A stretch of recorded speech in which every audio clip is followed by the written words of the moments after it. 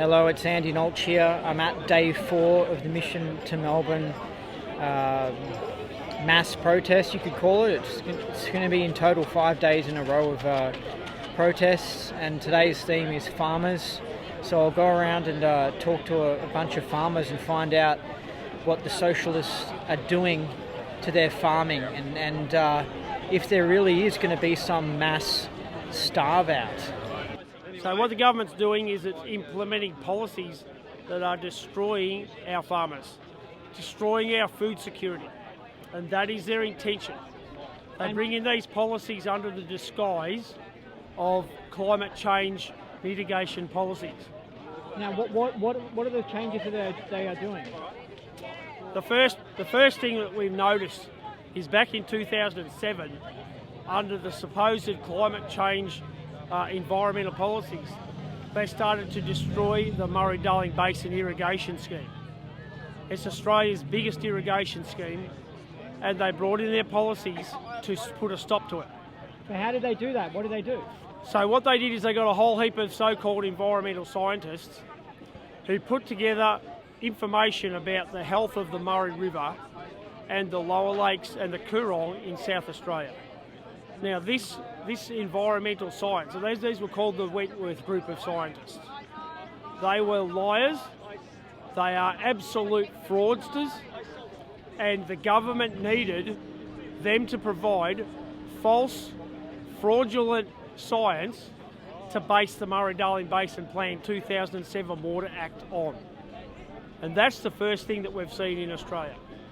Now, secondly, we're seeing them sign up to all these brain-dead target 2050 zero emissions. That's crap.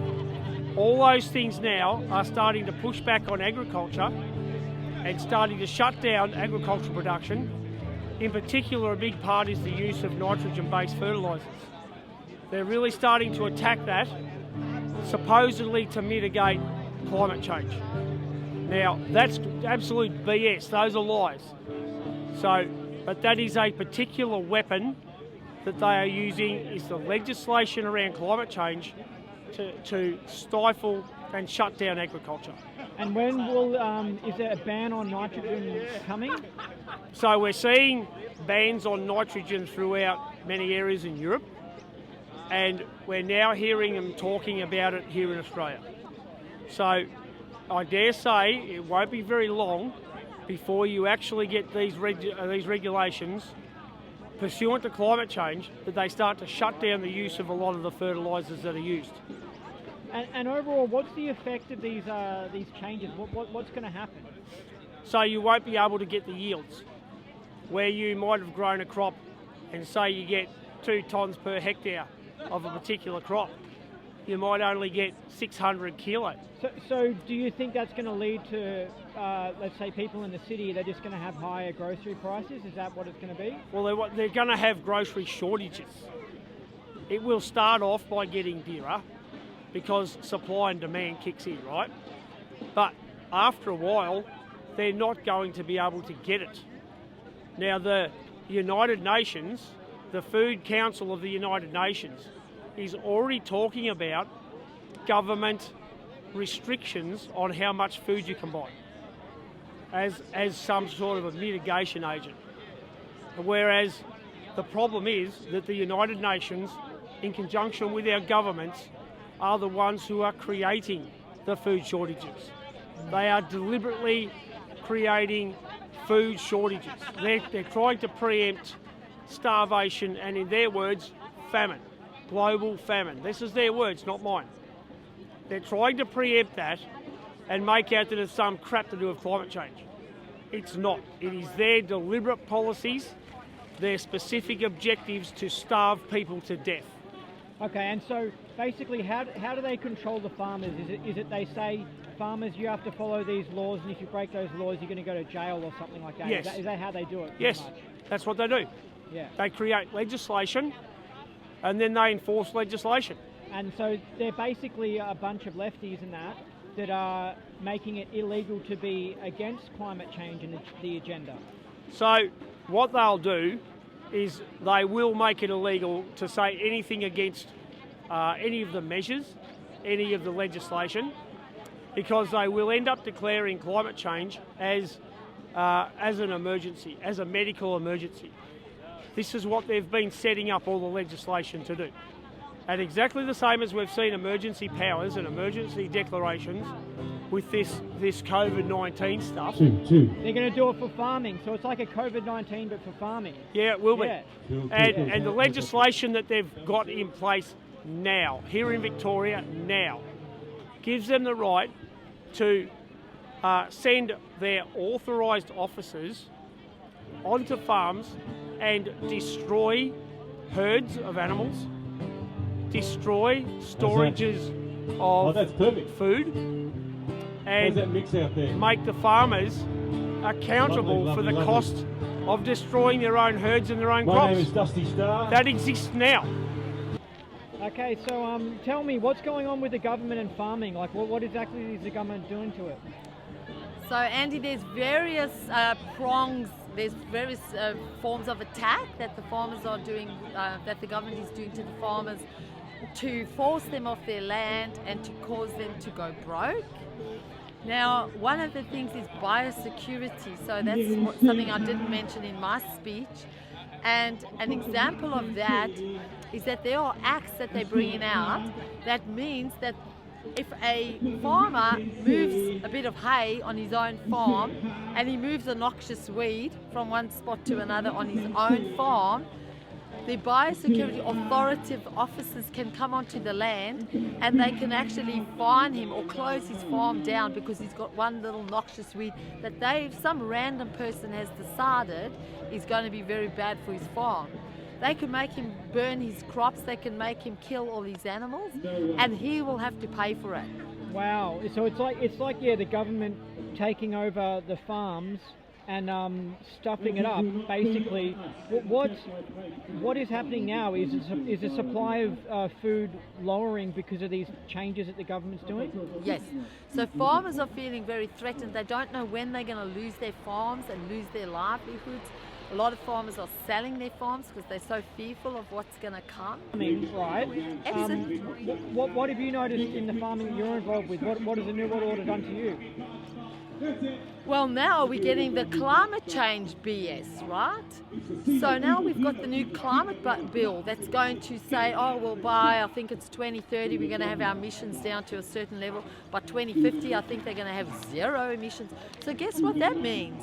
They're going to come onto our farm and tell us that our cows are burping too much. And we need to now reduce our herd to reduce the burps, or they're going to tax us with a burp tax that is going to destroy our business because we can't afford it. Yeah, so it's clearly a like a communist takeover of a capitalist system where farms should be free and businesses should be free, and the government's coming in and taking them over. And it's like COVID, where the government came in and told gyms what to do and all this stuff, and of course all these businesses went bankrupt because of it and people lost their jobs. I'm breaking, say it again. Yeah, so two farmers from Canada have put out a video to say that authoritative officers have come onto their land without a warrant, without even letting the farmer know they're there, because under the climate change legislation, they can measure your water, because if you're using too much nitrogen fertilizer, that's not good for the climate. So they take a sample out of your river, measure your water, and say that you've got too much nitrogen and you're going to get a fine.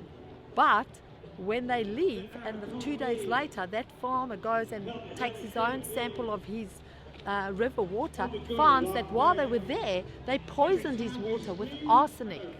Now, why do you think they did that? Is that because they're then going to come back and give him a fine for having arsenic, or they just wanted to sabotage his farm? No, they wanted to kill our food source. Yeah, they want to kill the animals that drink the water. The government's trying to sabotage the farms. Yes. Yeah. Yes. Wow. They want to, and the same thing's happening in Holland. The government, and the same thing's happening to us. The reason they want to put us out of business is so that big corporations can take over our farms. They want to be able to dump all their chemicals on those farms, trash those farms, make us all sick.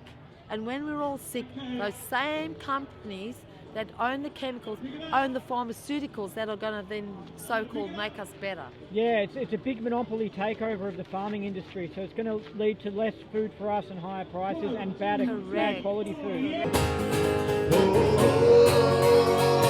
We're taking back our freedom. In the treatment plants. So all I'm saying to the Australian people and Victorian people, start to get on program of what you're drinking, because it ain't clean water anymore. It's actually damaged water, and it's damaged water by our government sectors. And all I can say is each politician needs to start to stand up and clean this act up in our waterways, because it is right across our waterways right now. What Wade and Carleen have both done today is great, but I'm going to say one thing. I'm down in a food chain around Thorpedale area with spuds. They've had nothing but trouble with waterways as well. They're getting billed for their water to put on their spuds. They're coming for every sector of the actual primary producing area. And what it is the primary producing area is run by legislations that are getting paid by these people in the parliament. And that's where the problem is. People don't realise this. The legislation by primary producing and our legislation for the farmers is being sold. It's being sold with money to quieten all the farmers down and destroy them all. And if people don't realise that, yous are going down a wrong way, because yous aren't making the money like you used to once upon a time. Now it's going to get less and less, because they're affecting every farmer throughout the whole of Australia. And that's the whole idea of this lockdown pandemic. And as far as I'm concerned, what Wade and Carleen are doing, stick with it, because you've got to listen to us as people, as farmers. That's all I've got to say. Cool. And can I ask you, you two, I want to ask two things, and give me a quick answer.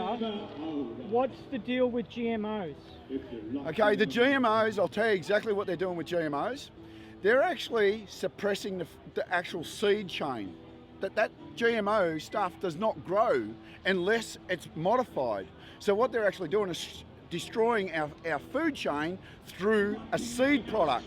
So the GMO will be actually only be able to be brought via a government sector again, right?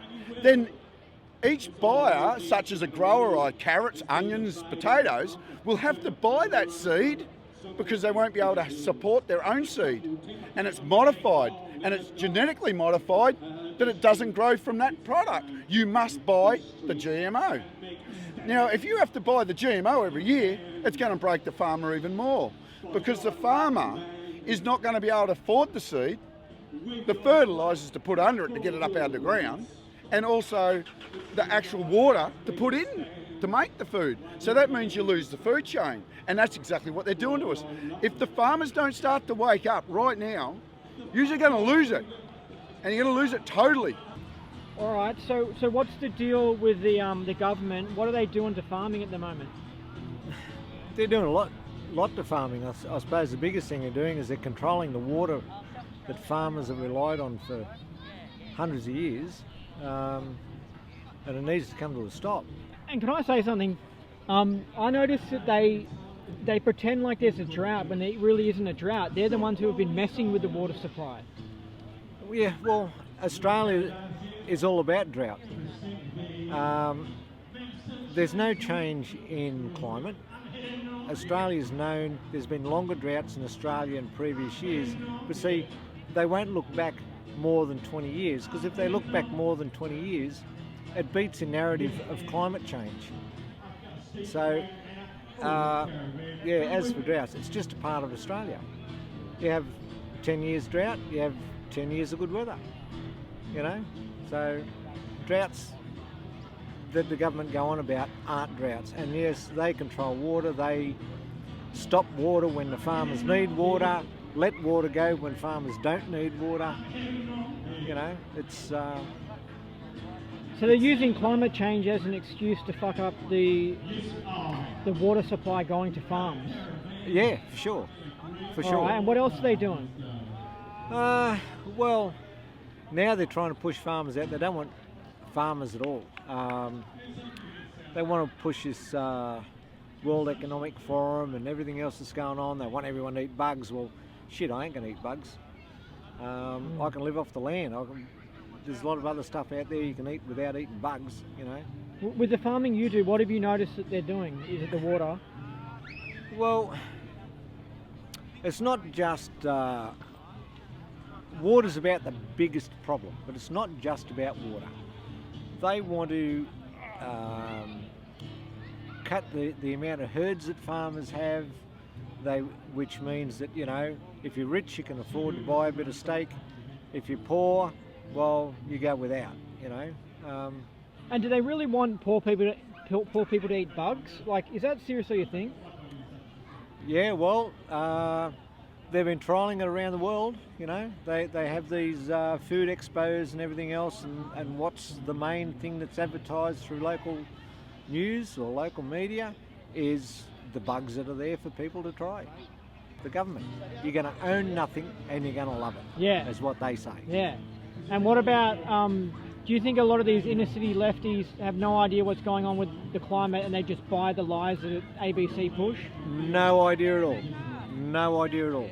Look, if you want to find out what's going on with the climate,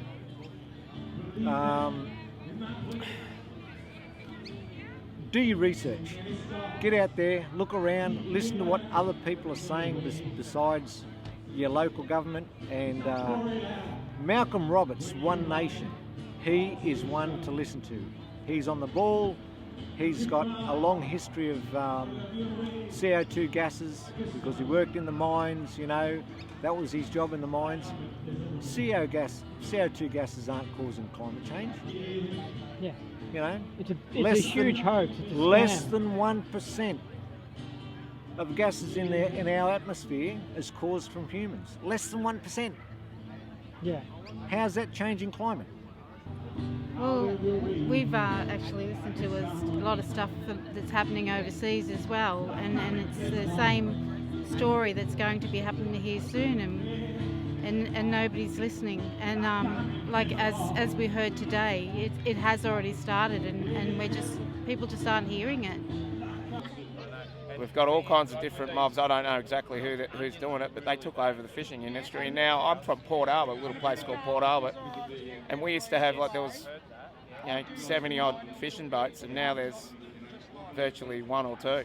And that's because of their climate change bullshit. Yeah, it's a lot to. Yeah. I guess that would have something to do with it as well. Yeah, I mean they're using the environment against us, as a weapon to control us. It's all about control and power.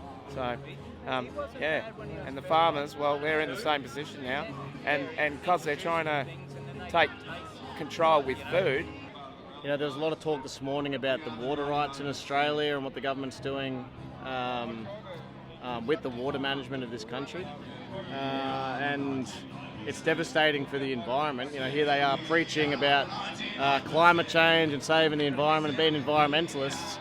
Yet they're doing everything in their power to destroy that and destroy farmers' ability to produce food effectively.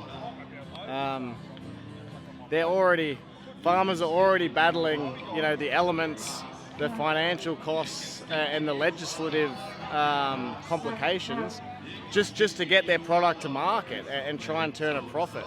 Let alone jump through all these new hoops that are being presented by the bureaucracy for no good reason, apart from to constrict and destroy food supply for more control.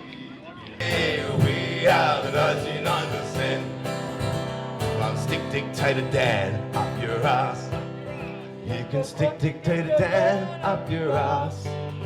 You can stick dictator Dan, that lion thieving man. Stick dictator Dan up your ass.